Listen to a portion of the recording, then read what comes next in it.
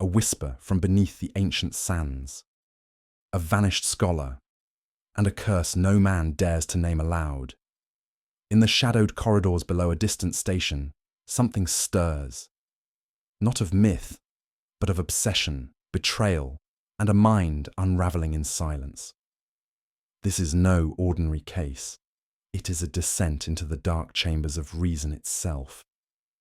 Before we begin, I'd love to know, where in the world are you listening from, and what time is it for you right now? Let me know in the comments below. Let's begin the story. It was upon a particularly languid March morning that I found myself once more seated opposite my friend Sherlock Holmes in the sitting room of our quarters at 221B Baker Street. The fire, though low, offered sufficient warmth against the London damp, and Holmes, reclining with apparent indifference, was engaged in examining the creases of a soiled railway timetable with more concentration than most men would devote to scripture. Our domestic silence was interrupted by the heavy footfall of a man ascending the stairs, his tread betraying urgency and disquiet. Before Mrs. Hudson had time to announce him, the door opened, and a tall, angular gentleman stepped hesitantly into the room, carrying a worn leather valise and a coat stained by foreign dust. Holmes did not rise, but merely gestured to the chair opposite him.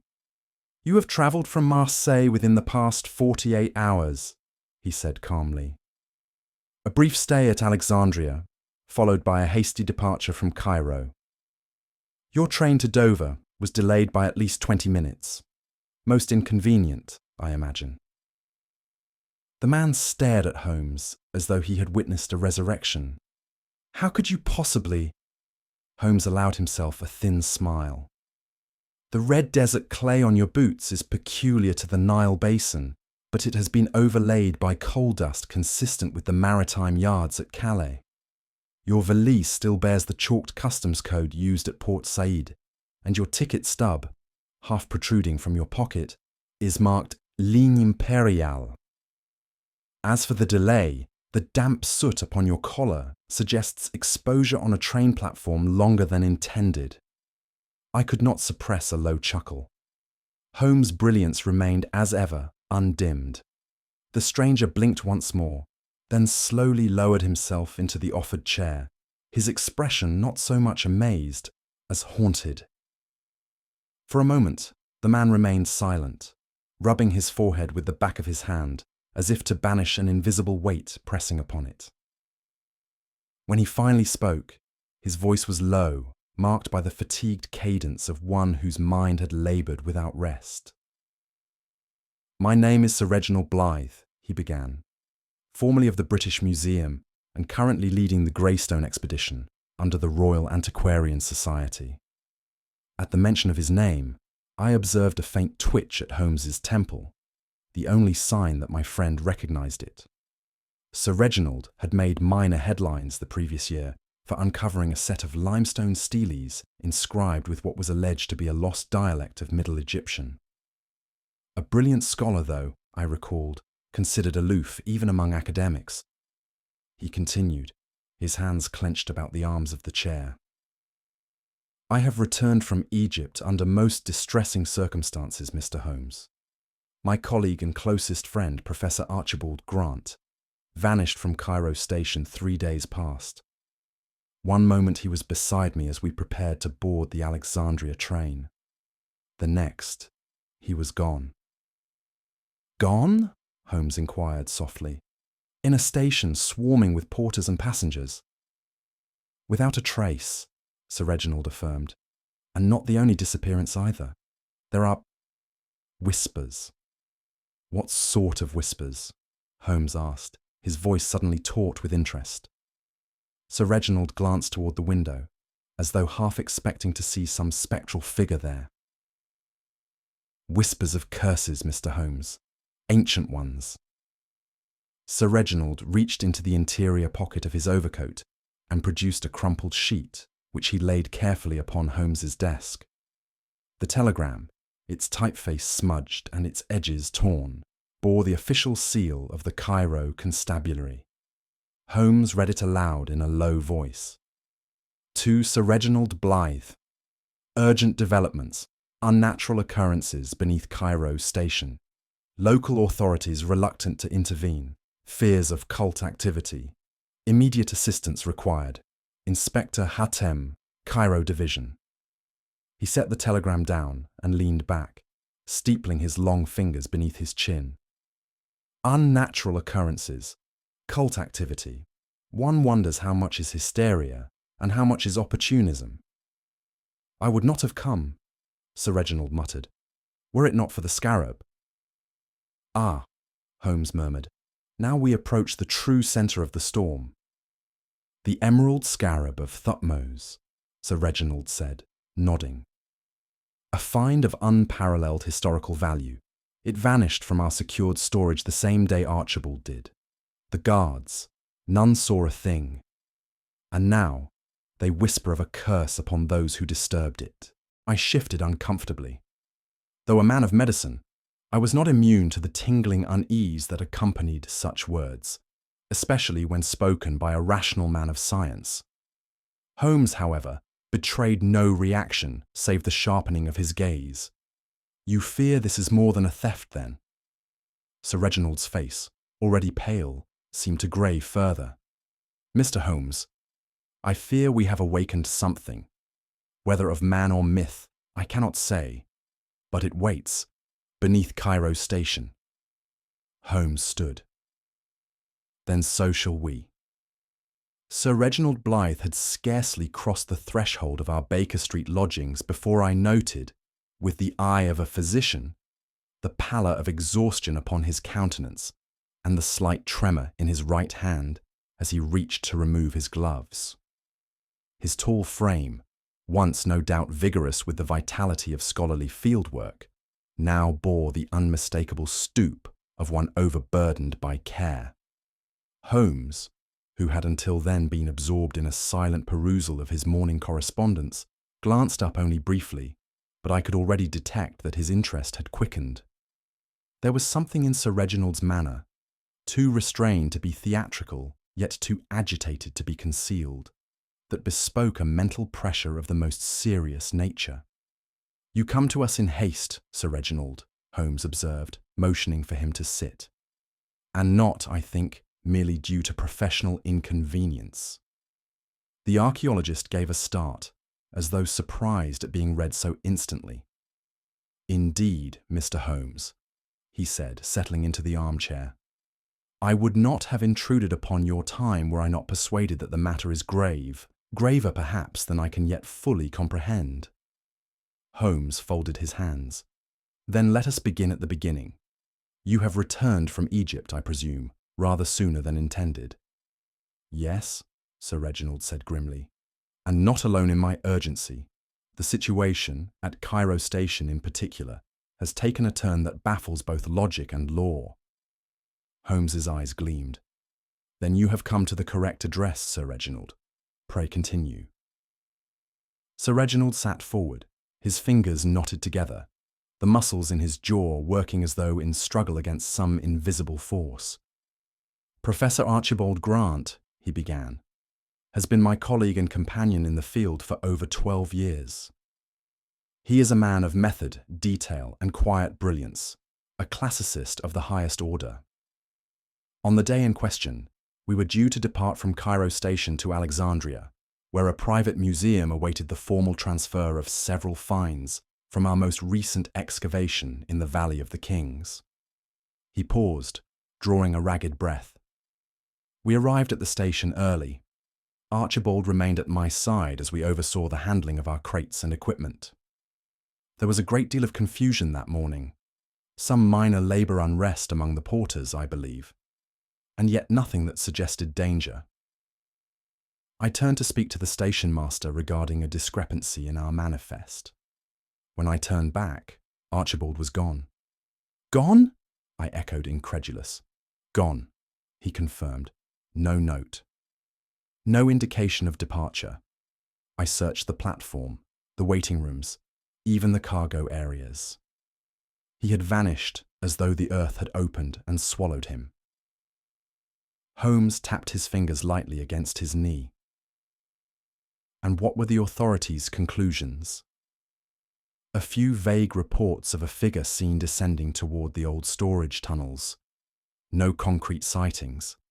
And then, of course, the threats. Threats. Sir Reginald nodded. Several anonymous letters delivered to our hotel prior to his disappearance. Each warned that we had trespassed upon sacred ground and that retribution would come. We dismissed them as the product of local superstition, or so I thought. Holmes's gaze darkened. And now, Sir Reginald's voice fell to a near whisper. Now I fear they were not superstition, but warning. There is more, Mr. Holmes, Sir Reginald said, his voice weighted with resignation. The scarab. It too has vanished. Holmes inclined his head slightly. You refer to the emerald artifact of the Thutmose dig? Yes, the emerald scarab of Thutmose II, Sir Reginald confirmed. A relic of unusual craftsmanship and inlaid with an emerald of extraordinary purity. We uncovered it 5 weeks ago, within the tomb of a previously undocumented royal scribe. Its hieroglyphs hinted at a ceremonial function, though their phrasing, unusual, elliptical, defied easy translation. And the scarab was stolen? Holmes asked.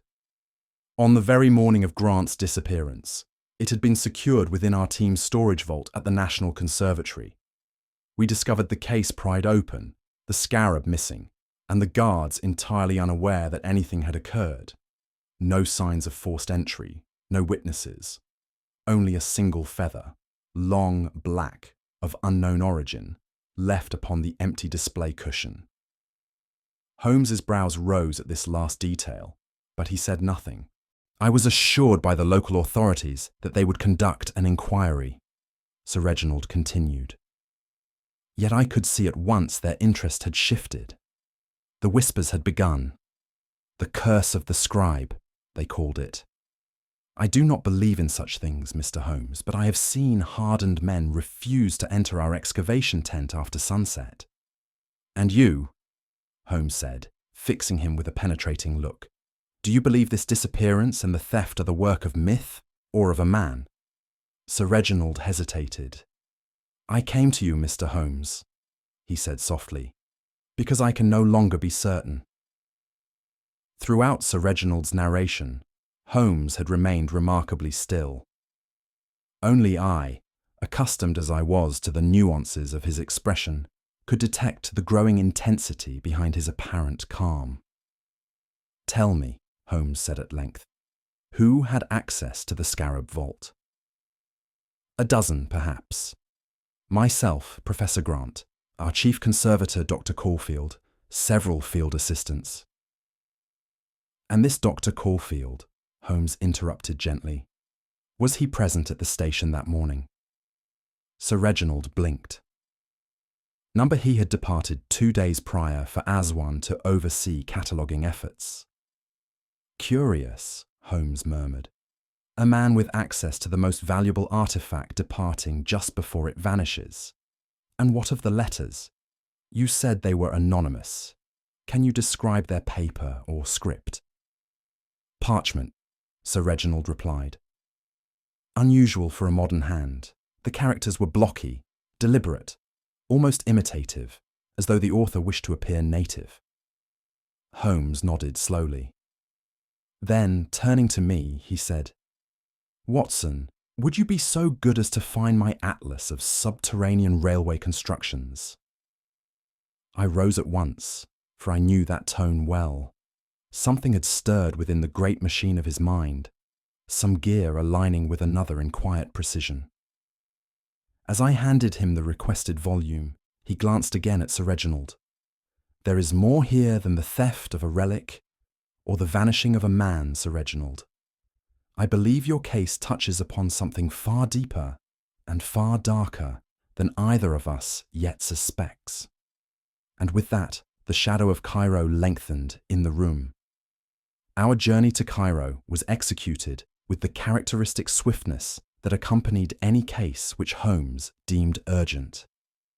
The Orient Express bore us across the continent with remarkable efficiency, and within days we disembarked beneath the blazing Egyptian sun, our boots striking foreign soil once more.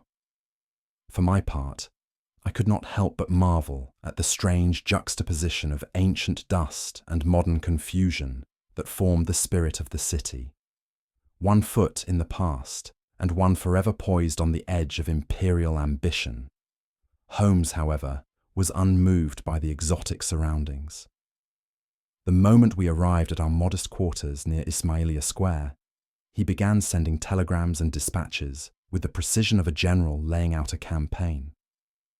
He requested manifests from the railway authorities, copies of the excavation team's inventory, and a private consultation with Inspector Haytham of the Cairo division.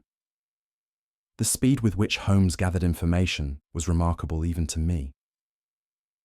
Yet it was not the bureaucracy or the city's bustle that first caught his attention. As we passed through the plaza near the station entrance, Holmes drew my arm aside and gestured with his cane toward a gathering of men speaking in hushed tones. "You see it, Watson?" he said quietly. "The posture, the sidelong glances, the very air.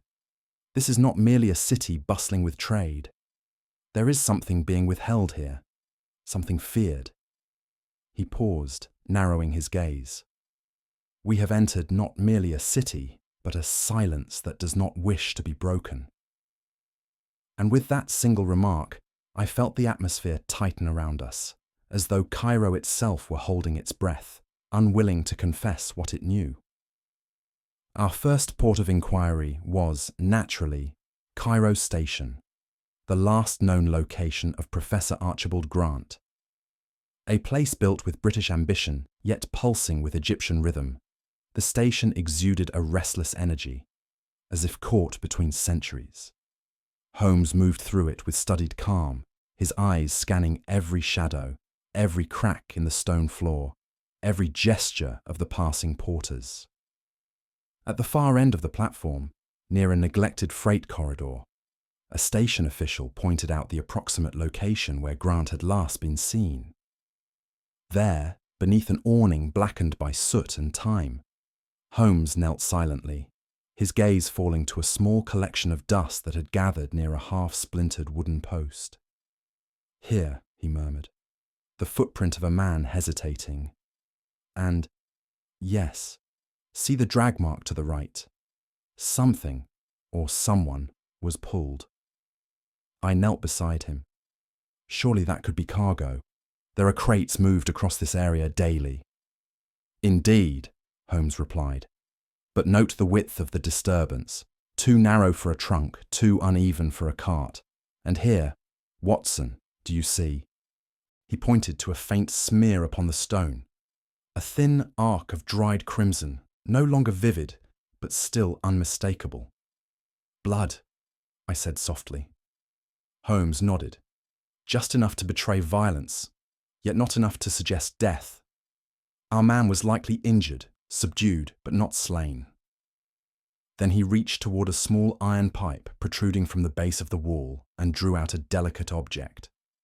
"A watch chain," he murmured, examining the broken clasp.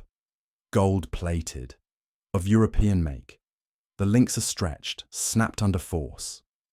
A station guard approached just then, his face wary. "There are tunnels beneath," he said in a low voice. "Old service passages. Few go down there now." Holmes rose slowly. "Then we must be among the few." The man hesitated. "Some say the tunnels are cursed, sir." Holmes offered a faint smile. "And others say the earth is flat. Fortunately, Mr. Sherlock Holmes is governed not by superstition, but by logic, and logic tells me our missing professor descended into darkness." We followed the reluctant guard to a narrow service entrance partially hidden behind an unused parcel office. A descending staircase of worn stone brought us into the bowels of the station, a low, oppressive place where ancient dust lay thick upon every surface, and the air tasted faintly of rust and decay. Holmes moved ahead, with unerring confidence, his lantern sweeping in wide arcs. It was some 50 paces in that he halted abruptly, raising his hand. "There," he said, pointing to the base of a wall stained with mildew and coal dust. "What do you make of that?" I stepped closer. Upon the faded limestone surface, someone had scrawled a strange symbol in dark ink, or perhaps soot, now half erased by time or tampering. It resembled no ordinary letter, nor did it follow any script familiar to me. "A hieroglyph," Holmes said quietly. "Crudely rendered, but unmistakable in form. You can read it." He studied it for a moment more before replying. "It is not a word in the conventional sense. Rather, it is a determinative, a symbol used to add meaning to adjacent words. In this case, it denotes danger or entrapment. But it has been altered, modified even, by someone unfamiliar with formal inscription. Look closely, Watson. Note the hurried lines, the lack of symmetry." "You believe Grant wrote this?" "I do," Holmes replied. "He was attempting to communicate something in the only language he believed his captors would overlook. It is a plea, Watson, not for rescue, but for recognition." "And what does it say?" Holmes exhaled slowly. "Not a full message, merely a desperate symbol, but it tells me this much. He was alive when he descended here, and he wished to leave behind a trace only a fellow scholar would recognize." We stood for a moment in that buried silence, the lantern flickering against damp walls. Then Holmes turned, his voice low but sure. "We must go deeper. The truth lies not in the corridors above, but in what was buried, both in earth and in men." From the sullen heat of Cairo, we made our way to the Giza plateau, where Sir Reginald's team had established its base of operations. The tents and crates of the expedition were arranged with military precision, yet there was a palpable disarray beneath the surface. The workers moved with a cautious wariness, casting sidelong glances at one another and breaking off conversations at our approach. Even the foreman, a stout Nubian man with sun-leathered skin and a firm hand, seemed reluctant to speak freely in our presence. Holmes, for his part, observed all this with quiet intensity. He spoke little, preferring instead to drift from one corner of the site to another, absorbing the subtleties of the camp's rhythm. It was near a small tool shed that he paused and turned to Sir Reginald. "There is discord among your ranks," he said without preamble. Sir Reginald, already pale, seemed to pale further. "I have noted it," he admitted. "There are divisions, nothing overt, but unsettling." Holmes nodded. "Such divisions often form around leadership. Was there any dissension regarding Professor Grant's methods or discoveries?" The archaeologist hesitated. Grant was cautious, meticulous, perhaps too much so for some. Dr. Caulfield in particular felt the pace of cataloguing was too slow. He was eager to see the scarab displayed, even before full translation. "And others?" "Miss Daphne Allerton," Sir Reginald replied. "An Egyptologist of rare promise. She held strong opinions regarding the scarab's provenance, and was privately critical of both Caulfield and Grant." Holmes turned his gaze back toward the workers. "And yet the tension extends beyond scholarly disagreements. I sense something deeper, something cloaked in fear." He stepped forward, his voice low. "Men do not fall silent out of academic jealousy, Sir Reginald. They fall silent when secrets grow too heavy for the tongue. And in that moment, I began to feel that we had walked not merely among scholars, but among keepers of a truth none dared to name." Later that afternoon, Holmes requested access to the expedition's inventory ledgers. They were kept in a modest tent reserved for documentation, and the assistant responsible, a nervous young man named Talbot, brought them forth with trembling hands. Holmes examined the entries with his usual rapid yet precise scrutiny. "You see here, Watson," he said, pointing to a page of catalogued finds. "Entry 147B, the scarab, Logged as received on February the 12th, signed by Professor Grant. I nodded. And now here, he continued, flipping forward. Entry 153D, supposedly a duplicate record, but curiously missing the timestamp. More significantly, the item is listed as transferred to secure holding, without a signatory. He looked up. A subtle detail, but indicative of forgery. One intended to obscure the timing of the theft. Sir Reginald looked aghast. But who would falsify our records? Holmes closed the book gently. One who knew the records would not be questioned, or who hoped the loss would be blamed upon forces no man dare examine too closely. His words lingered like a chill wind through canvas, and the truth he hinted at grew darker by the hour. While Holmes pored over maps and manifests, I took a moment to step among the local workers, my medical training often giving me easier access to men disinclined to speak to figures of authority. It was in hushed tones that I first heard it, a phrase repeated under breath like a charm. Net gerericatum, the god who seals. One older labourer, his hands gnarled from decades of stonework, looked me in the eye and muttered, "He who steals the seal invites the wrath." "The scarab?" I asked. He nodded solemnly. "The priest buried it. The god watches still. Men vanish. Blood follows."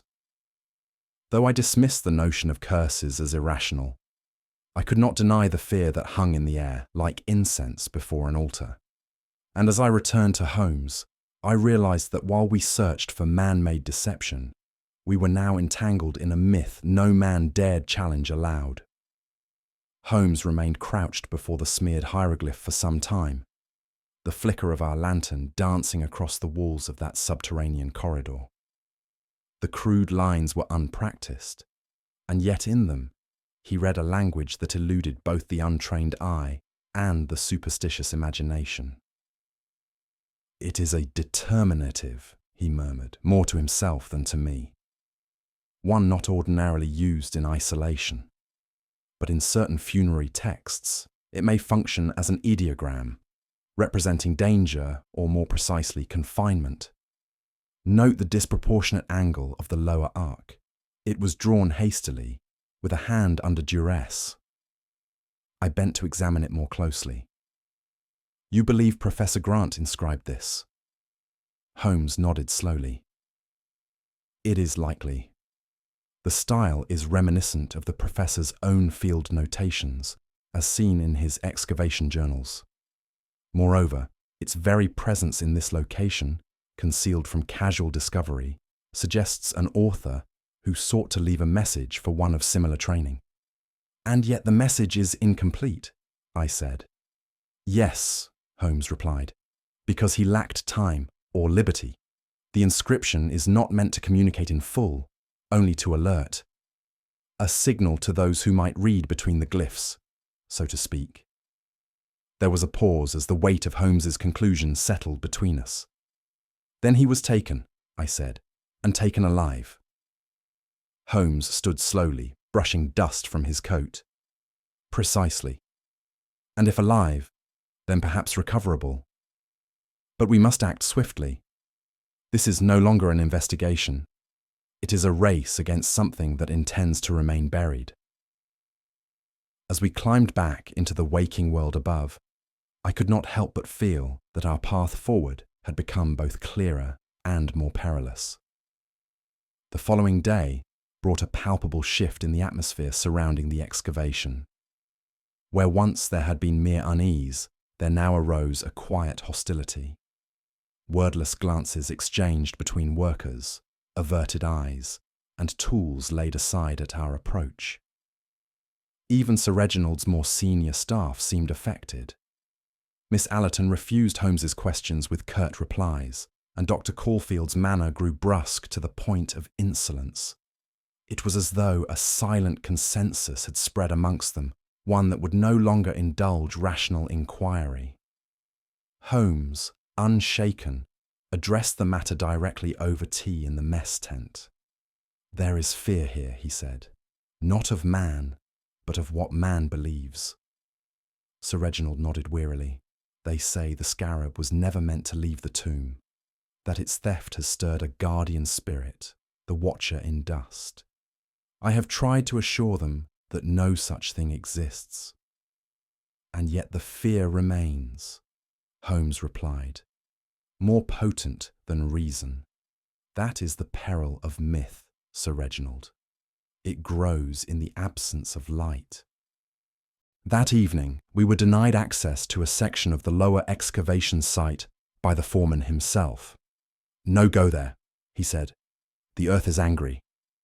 Even I, a man of science, could not deny the chill that accompanied his words. The superstition that clung to the site had begun to take shape, not as phantoms in the dark, but as men refusing to look too closely at what they feared they might find. And in such silence, it is often not the gods who do the killing, but those who claim to speak for them. It was shortly after dusk when the cry came. I had been reviewing Holmes's notes within our quarters when a breathless assistant burst through the tent flap. "Sir Reginald," he gasped. "He's collapsed." Holmes and I rushed across the compound, where a small crowd had already gathered. Sir Reginald lay slumped across his desk, his right hand clenched tightly about a sheaf of paper. His skin was ashen, his breath shallow and irregular.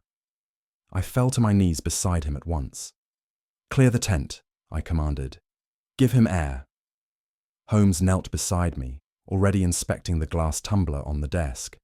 He raised it to his nose, then dipped a finger into the residue. "Bitter almond," he muttered. "But faint, likely a diluted dose." I turned my attention to the pulse. It was present, though thready. Quickly I retrieved the small vial of atropine I kept in my case and administered a measured dose. "He will live," I said, "if the dose was as small as you suspect." Holmes had taken up the sheaf of paper and was examining it in the lamplight. He was writing when it struck him. The ink is smeared, but the effort to convey something was intense. As Sir Reginald began to stir, Holmes turned to the others. "Who has been in this tent today?" The assistant hesitated. "Only Dr. Caulfield. He brought notes for the inventory review." Holmes said nothing, but turned his attention back to Sir Reginald, who groaned softly and opened his eyes. "What happened?" he murmured. "You were poisoned," Holmes said simply, "but your constitution may yet see you through." Sir Reginald's gaze cleared, and with it came a sudden urgency. He grasped Holmes's wrist. "The note!" he rasped. "Find it!" Holmes held it aloft. "Already done." A shudder passed through Sir Reginald's frame. "Then it's begun," he said faintly. And even Holmes, for all his usual detachment, looked grim as he nodded. The note recovered from Sir Reginald's hand was no ordinary message. The ink, though partially smeared by his unconscious grip, remained legible enough for Holmes to decipher its contents under the lamplight. "Trust has worn the mask of loyalty. The serpent is among us. Beware the hand that offers aid. It bears the knife." Holmes read the words aloud, his tone flat, though I sensed an undercurrent of tension behind it. "It is not a warning in the abstract," he said. "It is an accusation, disguised as a proverb." He laid the note flat upon the table and began studying its style. "The phrasing is characteristically Grant's," he said. "Archibald Grant was a man of classical temperament. He preferred allusion to directness, metaphor to confrontation. This was written to be read by one who understands that habit." "You believe Grant wrote it?" I asked. Holmes nodded. "Yes, it bears not only his style but his caution. He feared someone within their circle, perhaps even more than the physical threat he faced." "And what of the phrase, 'the hand that offers aid'?" Holmes was silent for a moment, his eyes narrowing. "Dr. Caulfield," he said finally. He positioned himself as the one most eager to assist Sir Reginald. He volunteered to oversee the cataloguing, to manage the workers, Two smooth tensions, a generous hand, but perhaps one concealing something sharper. I frowned. And now Sir Reginald is poisoned under Caulfield's watch. Too precise to be coincidence, Holmes replied. Too timely to be chance. As he folded the note and placed it into his case, I could feel the weight of the matter deepening. What had begun as an archaeological enigma was rapidly revealing itself to be a drama of human betrayal, ambition, and, if Holmes's suspicions proved true, premeditated violence. The mask of mythology was slipping, and beneath it, the face of cold calculation had begun to emerge. We had scarcely begun to review the contents of Sir Reginald's note again, when a sharp knock rattled the wooden supports of our tent. It was Miss Allerton, her face pale, eyes wide with horror. "There's been another," she whispered. "Another death." Within the hour, Holmes and I stood in the narrow alley behind the rear freight entrance of Cairo station. The body of Dr. Marcus Ellery, an assistant from the Greystone team, lay sprawled in a pool of blood, a jagged wound visible beneath his shoulder blade. His spectacles lay shattered beside him, and his satchel, torn open, revealed loose notes and fragments of catalogued artifacts. Holmes knelt beside the corpse, inspecting the angle and depth of the wound. A sharp blade, driven with force but from behind. No struggle. I observed the grim efficiency of it and felt a sick heaviness settle upon me. He was ambushed? Holmes nodded. Undoubtedly, he had no chance to defend himself. But note, Watson, nothing of value has been taken. His ring remains, his purse untouched. This was not theft. This was elimination. The station guards lingered at a distance, whispering nervously. Inspector Hatton soon arrived, his brow lined with worry, and though cordial, he seemed more distracted than engaged. "Do you believe this is connected to the scarab?" he asked. Holmes rose. "Without question, and I fear the pattern is accelerating." "Some say it is the curse," Hatton muttered. Holmes's expression darkened. That word again. We returned to camp in silence, the implications settling heavily between us.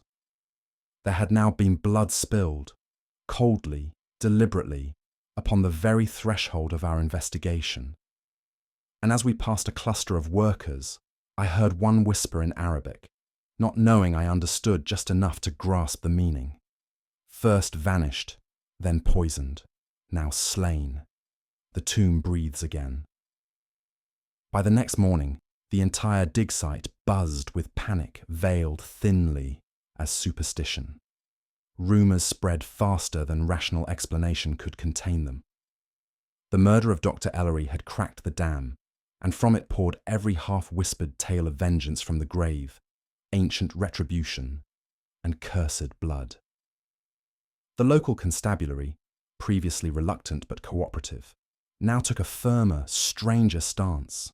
A proclamation was posted at the gates of the excavation, penned by Inspector Hatton himself, forbidding entry to the lower chambers of the tomb until such time as spiritual cleansing may be secured. Priests were summoned. Incense burned in quiet corners. Tools lay untouched. Even among the British staff, rationality began to fray. Dr. Caulfield dismissed the idea of a curse in public, but I caught him at dusk burning incense beneath his tent flap. Miss Allerton wore a Coptic cross tucked into her blouse. Sir Reginald, though weak and recovering, murmured the names of the dead in his sleep. Holmes remained composed, though I detected a sharpened edge to his restraint. He took to silence more often, retreating into the sort of brooding thought I had seen only in our most delicate cases. "This superstition serves someone well," he finally remarked to me over a dry supper, "and that someone is using fear as their dagger." "You do not believe in the curse?" I asked quietly. He turned to me, eyes lit with cold clarity. "Watson, I believe in murder, and murder does not wear the mask of phantoms. It wears the mask of men." It was late evening when Holmes proposed a quiet return to the service tunnels beneath Cairo station. Too much remains hidden below, he said, and our enemy grows bold. We descended with lanterns trimmed low, passing again through the narrow door hidden behind the freight house. The corridors were silent, save for the occasional rattle of air through ancient vents. We had not gone far when I felt Holmes's hand grip my arm. Wait. A faint scuffle echoed from ahead, followed by the unmistakable click of a metal latch. Holmes stepped back, drawing me with him, just as a beam cracked from the ceiling and crashed inches from where we had stood. Another step forward and the stone would have crushed us both. He scanned the structure above, then pointed. That beam was wedged, Watson. Not decayed. Someone was here, and someone tried to silence us. We searched the shadows, but found no trace of our would-be killer. The trap had been triggered and abandoned, the mechanism crude but effective. A stretch of rope, half frayed, still dangled from an overhead beam, cut hastily. Back above ground, Holmes said nothing for a long while. They are watching us, he said finally. Not only watching, but interfering, which tells me we are dangerously near the truth. And they fear discovery, I asked. They fear exposure, he replied. And when a man fears that, he becomes desperate. Though my heart still raced from the narrow escape, I could not help but feel the pulse of the investigation was now quickening toward its crisis. The hour was well past midnight when Holmes invited me to walk with him beyond the firelight of our camp. The desert stretched before us, cold and immense beneath the stars. It was there, beneath the open sky, that he spoke without preamble. "This is not the work of ancient curses, Watson," he said. "It is a design of human greed, deliberate, patient, and now unraveling. You believe someone among the team is orchestrating this? Undoubtedly. Consider the progression. First the disappearance, then the theft, then the poisoning, and now the murder. Each act calculated to destabilize, to terrify, to prevent scrutiny." He paused, then added, "And yet, there is restraint in it. Restraint born not of mercy, but of necessity. The killer fears exposure more than they crave death. And that, Watson, is where we may yet triumph." "Do you suspect Dr. Caulfield?" I asked. Holmes's gaze was unreadable. "I suspect many things, but certainty requires proof, and I intend to draw it from their own hand." He turned back toward the camp, his pace firm. "We are no longer mere observers, my friend. The net is closing, and the serpent coils at its center." And with that, we returned to the shadows of our tents, knowing the storm was nearly upon us. It was near midnight when Holmes finally turned to me in the gloom of our shared tent, his brow marked with deep furrows of concentration, his fingers steepled beneath his chin. I had learned by then that such silence was not born of indecision, but of deliberate architecture, the slow, inexorable construction of a trap. "We are circling our quarry, Watson," he said quietly. "But they are no ordinary criminal. They are educated, calculating, and dangerously careful. I would wager they have killed not from impulse, but from strategy." "You refer to Dr. Caulfield?" "I refer to the mind behind the pattern. Caulfield is suspect, yes, but we must avoid the error of assumption. Let the spider show itself through the web." He rose and paced slowly. "We shall give them the illusion of advantage. I will let it be known that we have uncovered a piece of the puzzle, something damning, something only the guilty would wish to silence. The criminal must be provoked into action, and in doing so, they will expose themselves." "What will this supposed evidence be?" I asked. "A fiction, my dear Watson, a forged document, a letter from Professor Grant, hidden and recently discovered, detailing suspicions of theft and betrayal. It will bear just enough truth to be believable, and just enough danger to force a hand." He turned toward me, eyes gleaming in the lantern light. "The moment they move, we must be ready to close the net. But until then, We play the part of men distracted, uncertain, even afraid. And if they do not take the bait, Holmes's voice darkened, then they are not the only predator on these sands. But I do not believe our culprit can resist. Pride and fear, Watson. Together, they are irresistibly combustible. By morning, the plan had begun to take shape, as deftly and invisibly as the laying of a snare in dry underbrush.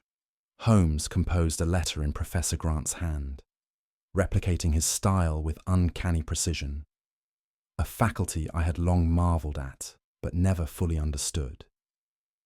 The forged document bore vague references to mistrust, to missing inventory logs, and, most critically, to a hidden place where Grant had supposedly secured proof of deception. Holmes folded the letter into a false journal and placed it within a leather satchel marked with Grant's initials, then entrusted it not to an officer or assistant, but to one of the younger local boys, the sort often overlooked by those in power, yet whose eyes and ears missed little. "Take this to the telegraph office," Holmes instructed him, "but make sure the station master sees you first, and ensure that you hesitate outside Caulfield's tent. Just enough to be noticed." The boy nodded solemnly, and with that, the first thread was pulled. Holmes meanwhile returned to Cairo station, where he made deliberate inquiries in the presence of porters, station clerks, and several of the archaeologists.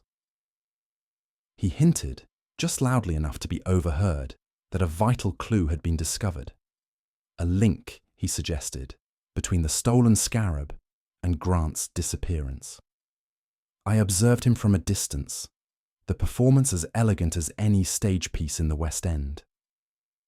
His voice was calm, even off-handed, but every word had been calculated for maximum effect. Later, back at camp, Holmes requested that I casually mention in conversation that Sir Reginald had recovered something important, but had not yet decided to involve the authorities. The implication was subtle, but clear. There was something worth hiding, and someone within their circle would want it hidden still. By sundown, the whispers had begun. One tent flaps closed when we approached. Caulfield's hand trembled when he lit his evening pipe.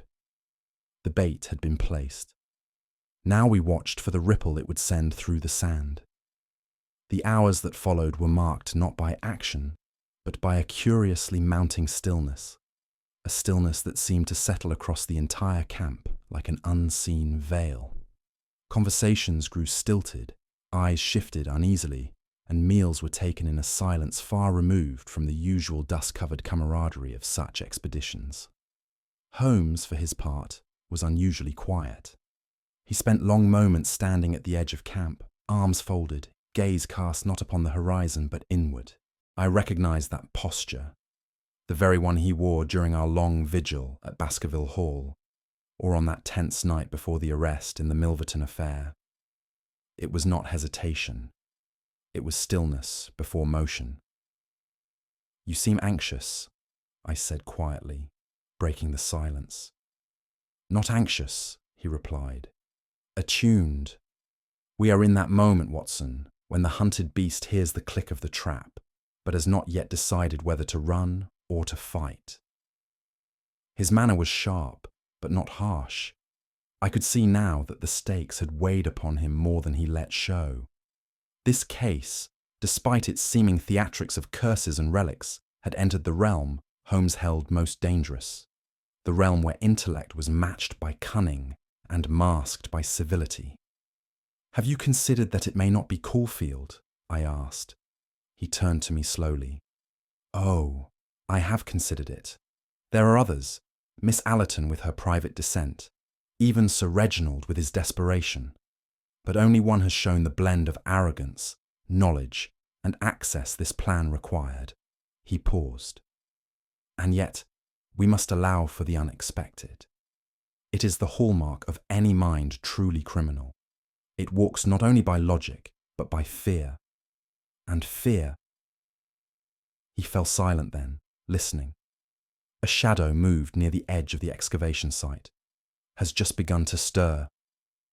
That night, under the false calm of desert wind and flickering torchlight, our trap began to close. From the canvas of Holmes's tent, I watched as Dr. Caulfield emerged from his quarters with a stiff gait and glanced about him like a man wary of being observed. In his hand he held a small parcel, tucked tight beneath his cloak. He made his way not toward his own desk or the excavation chamber, but toward the rail compound. There, hidden among the supply crates, Holmes had placed the forged journal, a decoy marked clearly with the crest of the Royal Antiquarian Society.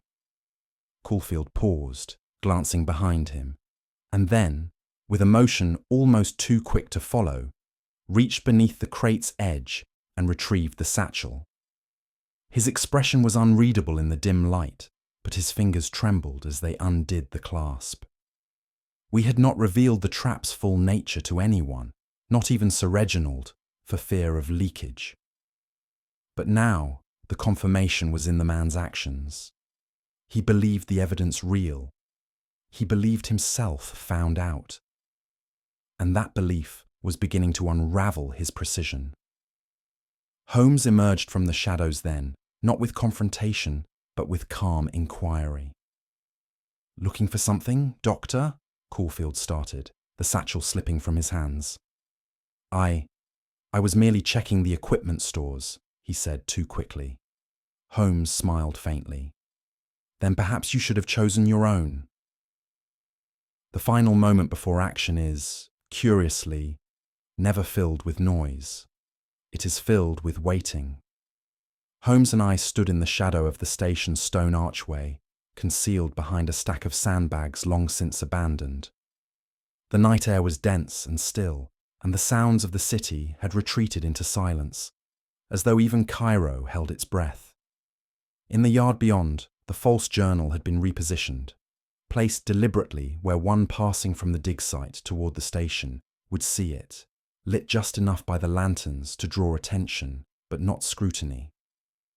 Holmes's hand rested on the clasp of his coat, where a slip of paper lay folded, real evidence this time, discovered only hours earlier, but withheld until the trap was fully sprung. He spoke barely above a whisper. "If he comes now, Watson, it will be for fear, not ambition. That is when men reveal their truest selves." We waited. The wind shifted, a figure moved, and Holmes's fingers tensed ever so slightly, like the string of a bow drawn tight before release. The night was breathless and unnaturally still as Holmes signalled for me to follow. We passed beneath the station's platform and descended into the service corridors, those same suffocating tunnels we had explored in our earlier search.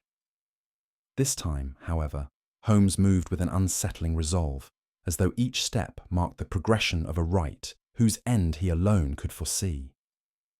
Lantern in hand, I followed him past rusted piping, decayed timbers, and the lingering scent of soot and damp stone. No words were exchanged between us, but I could read the urgency in Holmes's stride. The air grew colder, the silence more absolute, until even the faint sounds of the city above were lost to us. At a bend in the corridor, Holmes stopped and extinguished the lantern's flame with a swift breath. We stood in utter darkness. "He will come here," Holmes whispered, voice low but certain. "It is the one place he believes unseen, the one corner still untouched by consequence." I wanted to speak, to ask what proof had finally pierced the veil, but Holmes raised a hand. Footsteps. Light. Faint at first, then growing clearer as they echoed off the stone. A figure emerged, cloaked, cautious, and alone. His lamp swung low, casting erratic shadows that danced along the walls like restless spirits.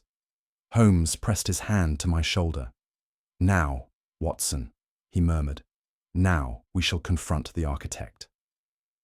I did not yet know the name he would speak, but I felt already that our descent had reached its deepest chamber, not of earth, but of motive.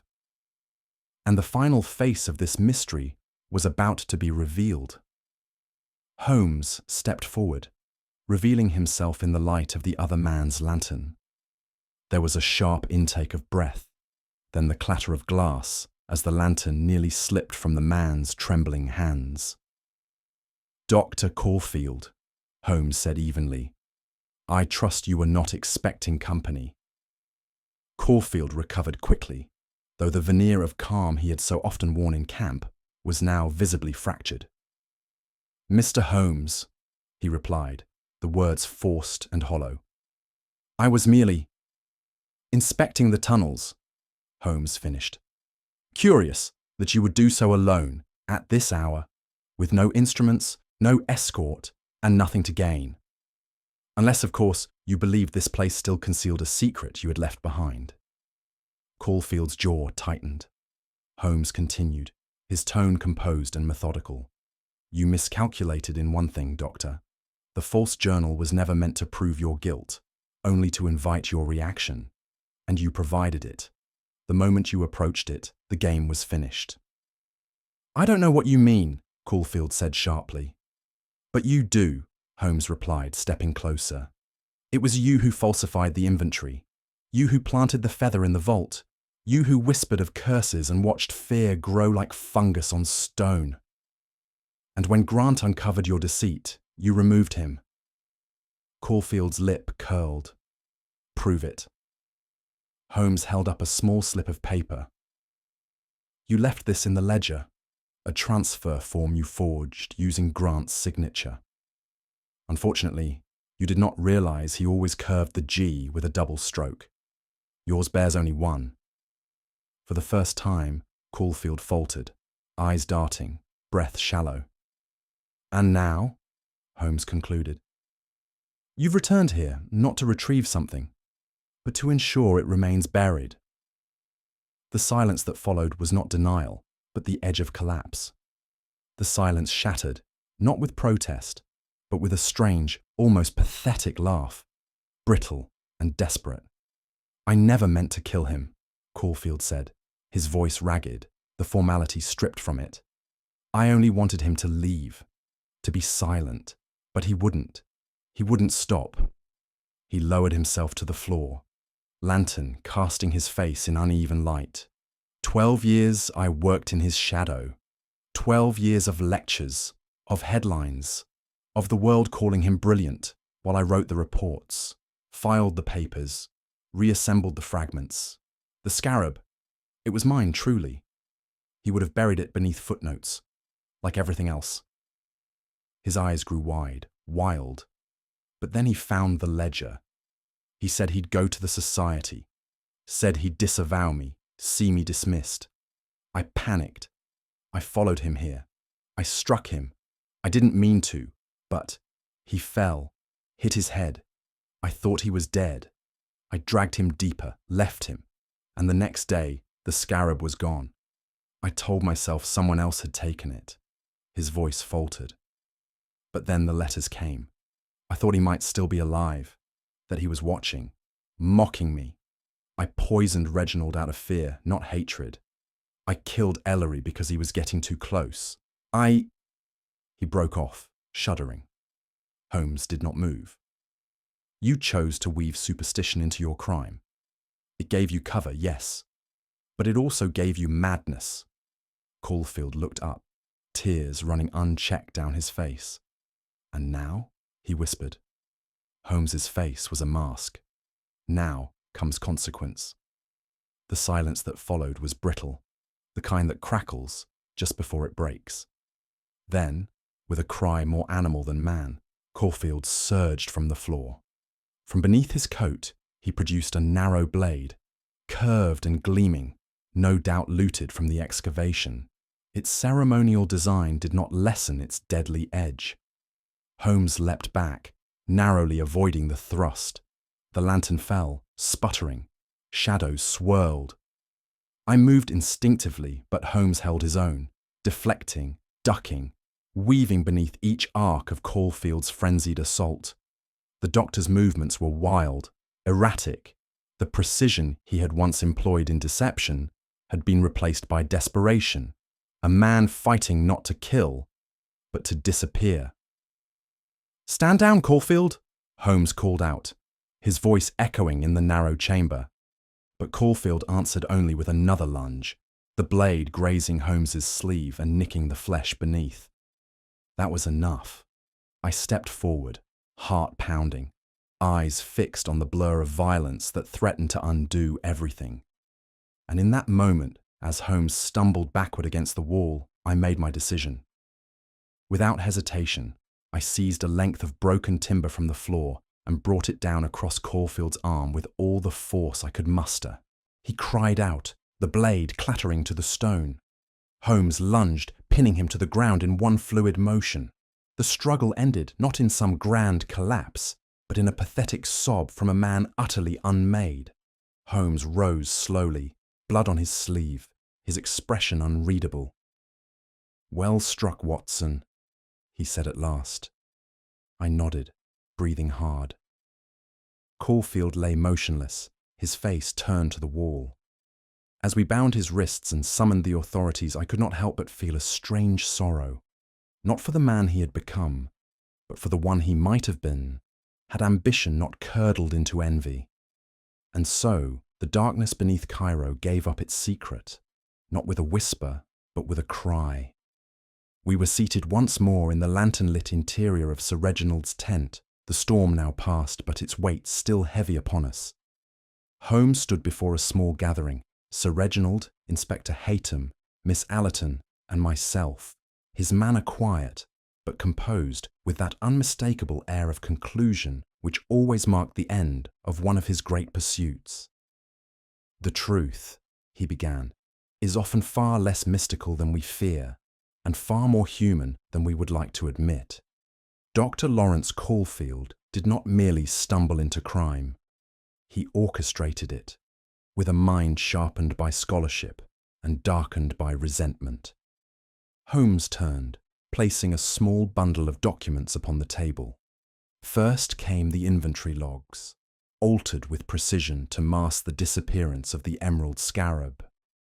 Then the forged messages warning of curses, designed to instill fear and encourage silence.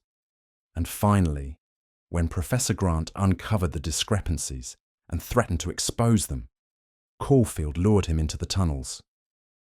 "He believed the blow to have killed Grant," Holmes continued, "and staged the scene accordingly. When the body did not surface, he seized the opportunity to let myth obscure fact." Inspector Haytham interjected, "But the murder of Dr. Ellery?" Holmes nodded. Ellery had grown suspicious. He discovered a duplicated entry in the artifact register. Caulfield, fearing discovery, silenced him with finality. The poison used on Sir Reginald was meant as both a warning and a test. A man uncertain of exposure behaves with hesitation. Caulfield exploited that fear. He looked towards Sir Reginald. The scheme was clever, but cleverness has its limits. There was silence in the tent, save for the distant wind rustling against canvas. And in that silence, the truth hung heavier than any myth ever could. Holmes's voice softened somewhat, though the clarity of his reasoning never faltered. Dr. Caulfield was not driven by greed in its basest form. He was not a thief in pursuit of riches, nor a madman hearing voices from tomb walls. No, his was a quieter descent, into envy, professional resentment, and a yearning to be recognized not as an assistant, but as an equal. He turned slightly, addressing Sir Reginald and Miss Allerton with equal weight. "You see, in the archaeology of men's ambitions, the buried fragments of ego often lie deeper than any artifact. Caulfield had long laboured beneath Grant's shadow. When the scarab was uncovered, a find of immense cultural and academic importance, he saw in it not just history, but his one chance to step beyond obscurity." Holmes gestured toward the desk, where the scarab, now recovered, lay in a velvet-lined box. To Caulfield, this was not merely a relic. It was a symbol of triumph, of recognition, of revenge. He believed, Holmes continued, that if Grant were discredited or removed, the scarab's legacy would be his alone. What began as academic jealousy evolved into something darker. The mask of civility could not long conceal the depths of his obsession. He paused, and obsession, when paired with intellect and wounded pride, becomes a most dangerous concoction. In that moment, I saw in Holmes not only the detective, but the moralist, the man who understood not only how men err, but why they must be seen clearly once they do. Holmes now shifted his attention to the broader canvas of deception, the veil of myth which had, for a time, confounded even the most rational minds among us. Superstition, he said, is not merely belief without evidence. It is belief manipulated by design. Dr. Caulfield, despite his training, understood that fear, especially when dressed in the ancient robes of a curse, would do what facts could not: silence inquiry. He paced slowly. He planted the feather within the vault, invoked whispers among the local workers, and encouraged tales of the God who seals. He played upon the unease of educated Europeans far from home, among ruins older than language. Even the hieroglyph scrawled upon the wall was a twisted echo of genuine symbols, meant to confuse the initiated and terrify the unlearned. Holmes looked to me then. "You heard the murmurs in the marketplace, Watson. The stories. They did not arise organically. They were fed, subtly, by a man who knew how little it took to tip suspicion toward the unseen." Inspector Hutton nodded grimly. "Many here still believe it." "And therein lies the genius," Holmes said, "not in creating a myth, but in shaping it to conceal a crime. For what man dares investigate the wrath of a god?" He stopped at the scarab once more, then added with quiet disdain, "Caulfield made murder feel ancient. But no bloodstains history without a living hand behind it." Holmes concluded the account with a final stroke of revelation. "Had the poison taken full effect," he said, turning to Sir Reginald, "you, sir, would have stood as the prime suspect. The forged journal would have emerged, anonymously no doubt, with entries casting doubt on your leadership, your methods, even your integrity." Sir Reginald, still pale, nodded solemnly. "He meant to kill two reputations," Holmes added, "one with steel, the other with ink." "And yet," I ventured, "his scheme unravelled because he could not remain patient." Holmes gave a rare smile. "Precisely, Watson. Fear outpaces strategy. The moment he moved to retrieve the false document, he proved the one thing he hoped to suppress: his knowledge of its existence." He turned to me fully now. "And let us not neglect your role in the conclusion, my friend.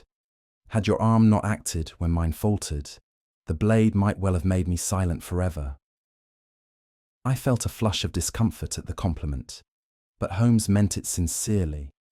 It was, perhaps, the highest praise I had ever received from him. And so the truth emerged, step by step, word by word, not from the tombs of dead kings, but from the conscience of a man who had buried his honour deeper than any scarab. The familiar fog of London clung to our coats as we stepped once more into the sanctuary of 221B Baker Street. The brass knocker had scarcely fallen before Mrs. Hudson ushered us in, with her usual blend of relief and reproach. We left the scent of foreign dust at the threshold, yet I could not help but feel that some remnant of Egypt, dry, uneasy, and unresolved, had followed us home. Holmes resumed his accustomed position by the fire, violin untouched, pipe in hand, his eyes fixed not on me, but on the flickering coals. The scarab, now surrendered to the British Museum, lay far behind us, and yet its shadow lingered in the recesses of our minds. For my part, I welcomed the silence of our return.